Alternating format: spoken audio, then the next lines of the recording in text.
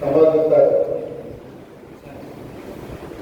మరి ముఖ్యంగా మన గ్రామంలో ఉన్న వీరమైన కూడా మన బాధ్యత మనది. ప్రతి ఒక్కరు కూడా వీరమైన ఖచ్చితంగా తీసుకురావాలి. ఆ రోజు జైలు ఏకమైన విధానానికి మరియు నా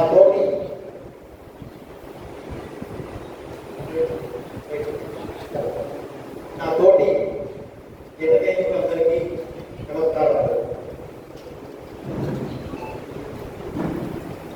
దేశాన్ని కాపాడుతుంది దేశ సైనికులు, జనసేనని కాపాడుతుంది జన సైనికులు.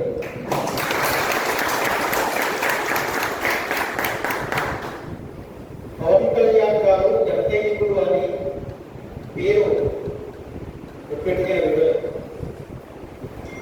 ఎంతో ఆలోచించి పెట్టిన పేరే జన సైనికులు. పవన్ కళ్యాణ్ గారు ఏ పని చేసినా ముందు చూపుతోని ఆలోచించి చేస్తారు. ఆయన గురించి నాకు చాలా తెలుసు.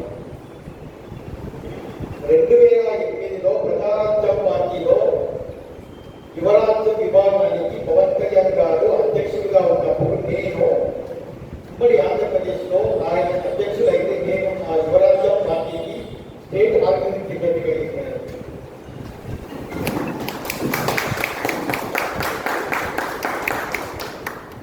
మేము చాలా దగ్గరగా చూసినాం కాబట్టి ఆయన వ్యక్తిత్వం,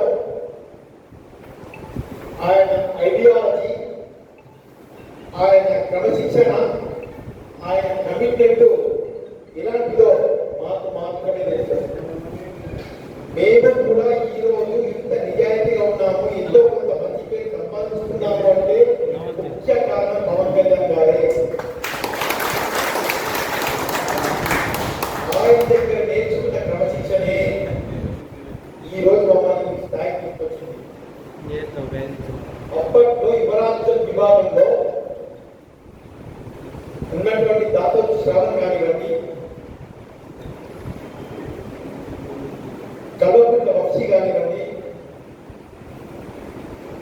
అలాగే ఈరోజు టీటీడీ బోర్డు మెంబర్ ఉన్నటువంటి బొగుడూరి మైత్రెడ్డి గారు కానివ్వండి, మేమంతా పవన్ కళ్యాణ్ గారి దిమ్మల నుండి ఆయన నాయకత్వంలో పనిచేసిన కార్యకర్తలు.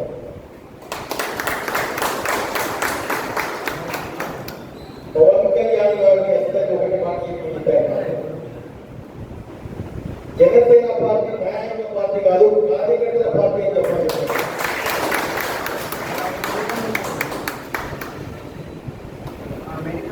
నేను కేవలం పైవారు పంపించిన మధ్యవర్తి మాత్రమే. మీకు అధిష్టానానికి నేను మధ్యవర్తి మాత్రమే. నేనేం గొప్ప వ్యక్తిని కాదు. రేపు ఎంపీటీ టికెట్ ఇవ్వాలన్నా, డిప్యూటీ టికెట్ ఇవ్వాలన్నా, ఎమ్మెల్యే టికెట్ ఇవ్వాలన్నా, ఎంపీ టికెట్ ఇవ్వాలన్నా, ఎమ్మెల్యే టికెట్ ఇవ్వాలన్నా మీ గుణగణాన్ని చూసి, మీ ప్రొఫెక్ట్ చూసి మాత్రమే టికెట్ ఇస్తారు. జనసేన పార్టీ డబ్బులతో రాజకీయాలు చేయదు. Janasena party zero budget party చేస్తుంది. దాని అర్థమైంది, డబ్బులు లేకపోయినా కూడా రాజకీయం చేసే పార్టీ జనసేన పార్టీ. మీరందరూ కాబట్టి ఈరోజు రాష్ట్ర ప్రజలంతా జనసేన వైపు చూస్తూ ఉన్నారు, కొత్త పార్టీల వైపు చూస్తున్నారు. ఏది ఏమైనా టీఆర్ఎస్ పని అయిపోయింది, కాంగ్రెస్ పని అయిపోయింది కాబట్టి జనసేన పార్టీకి మంచి భవిష్యత్తు ఉంది. రాజకీయాల్లో మార్పులు రావాలంటే, సామాజిక న్యాయం జరగాలంటే జనసేన సరైన పార్టీ అని అందరూ ఆలోచిస్తూ ఉన్నారు. కాంగ్రెస్ కానివ్వండి, టీఆర్ఎస్ కానివ్వండి, ఎప్పుడైనా బీసీని ముఖ్యమంత్రి చేస్తా అని చెప్పడం జరిగిందా? ఇన్నిసార్లు అధికారంలోకి వచ్చిన బీసీని ముఖ్యమంత్రిని చేశారా? చేయలేదు.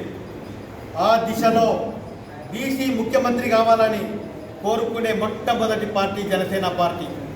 పవన్ కళ్యాణ్ గారు ఆలోచించేది ఒకటే, యువత రాజకీయాల్లోకి రావాలి, అవినీతి రాజకీయాలు ఉండకూడదు, ఈ తుప్పు పట్టిన పార్టీలు, ఈ సిల్వు పట్టిన పార్టీలన్నింటినీ ఖతం చేసి నూతన రాజకీయాలు రావాలని చెప్పేసి కోరుకుంటా ఉన్నారు.